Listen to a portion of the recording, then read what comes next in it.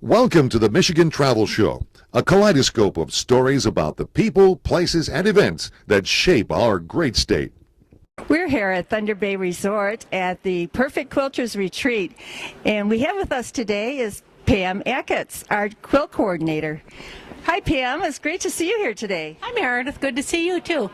You know, this is just such an amazing retreat to see all these people coming in, enjoying each other and quilting, and I know that you are a master quilter. I'm very impressed with your quilts. Can you give us an idea and some thought about the quilting ideas that you come up with and how you started, and maybe a little bit of history about how the retreat started? Well, first of all, thank you for the compliments. I've been quilting for about 25 years, and I learned with a group of church ladies here in town. They were going to make a raffle quilt, invited different ones to come in and join them and learn quilting, and I prefer hand quilting and hand piecing. That's what I usually try to do when I can. I started working here at Thunder Bay in 2005. I have almost 5 years into the retreats. We've hosted this is our 27th retreat right now. We've had lots of big name quilters come in. We've had a lot of local instructors, and we've had over 700 retreaters come and join us for our retreats here. We're at Thunder Bay Resort on a perfect day for the Perfect Quilters Retreat. And with us is one of the people who's come back, Jana Simpson, and she's going to tell us a little bit about why she came back. Jana, welcome back to Northern Michigan. Thank you. What brings you back to the Perfect Quilters Retreat? Well, first and foremost was Mark Lipinski, being a nationally known quilting instructor and just such a wonderful, crazy, wild guy. You can be guaranteed that the lectures and the classes will not only be fun, but will attract a really fun group of women. It does. No question. I'm not sure I've ever heard quite so much laughing. Let's talk a little bit about some of the kinds of things you learn. There are people with a range of abilities and experience. What sort of experience did you come in with, and what are some of the things that you learned throughout the retreat? Well, one of the neat things is getting to see everyone's tools and all of the different things that people use in order to make their quilting simpler and easier and faster and more enjoyable. And you're right, there definitely is a big exchange of ideas. Last year I was able to help a woman just by showing her a square ruler. She'd never used one or had one. And last year Mark went out of his way to show us some different techniques, such as flanging, that wasn't even in the quilt that he was having us make, however was something that you knew you could take home and would serve you well over the winter to put into new quilts. This year I noticed he had people doing circles, which looked pretty scary to me. Well, it was a little scary. I ended up puncturing my finger, but the staff was great and took care of that very quickly. And but the sewing itself, that's what he's known for, is showing you easier ways to do traditional piecework to make it fun and quick. And the designs are pretty interesting too. I see people, and you in particular, playing around with different designs. How has he helped you with that? Well, one of the things that Mark does is he doesn't let you put his mystery quilts on the internet, for those of us who like to search out and do our homework beforehand. It really is a mystery. But the biggest benefit is being here with 80 other quilters.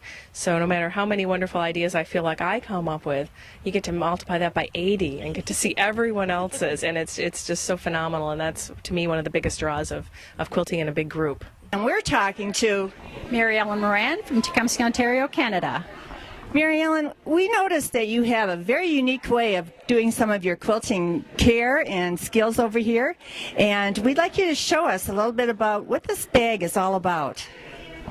This is a carry bag that holds a lot of things to take to class that I just dropped on the floor.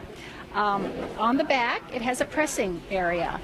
There's Insulbrite and Telflon.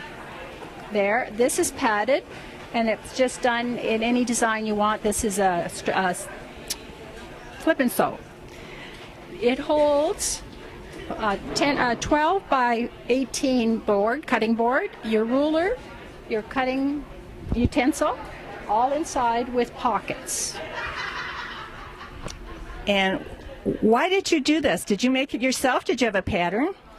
Well, there was a pattern around, but I don't know where it came from. But I did make this one myself, and it's a convenience because it has your cutting board, your cutting board, your cutter, your ruler, and on the back you can use it as a pressing board. You don't need to worry about having to get up and press.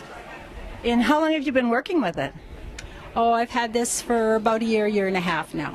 And how many of your friends have you convinced to make one just like yours? Several of them. We're at the Perfect Quilters Retreat at Thunder Bay Resort in Hillman, Michigan, with somebody who came all the way from Corpus Christi, Texas. Welcome to Michigan, Jane Tuggle. Thank you. It's just beautiful here. I've really enjoyed it.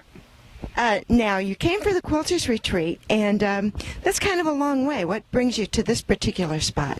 What Mark Lipinski is what brought me to this spot. I've always wanted to see him, and I love his magazine, and so I decided I would just get on the airplane and come up here, and I did. So, when you arrived, you really didn't know anybody, did you? Well, I was acquainted with one lady here, and that's all. Okay, but it seems like everybody's gotten to know each other fairly well the last, 2 days now? Yes, everybody has been very friendly. So, everybody's working on a project, and can you talk about the kinds of things that people are learning in the workshops? Oh, yes. Today, right in this immediate class, we've been working on sewing curves, and some people are scared of curves. I'm not, but some people are scared of them because you have two things going this way and you've got to do them like this, and he has taught us how to do that very painlessly. I've seen a lot of curved squares up there, so I'm impressed with how many people did so many so quickly. Well, we've just had time to sew and iron and cut and eat, and we've had plenty of time and no pressure, and it's just been wonderful. Well, one of the things I've also noticed is the people here are experienced quilters and have come with a lot of very specific gear and a lot of specific skills. So it's really a lot of experienced people here, I'd say. Yes, there are. Many have more experience than I do. I've only been quilting about 10 years, and some of these people have really got some skills. They're magnificent.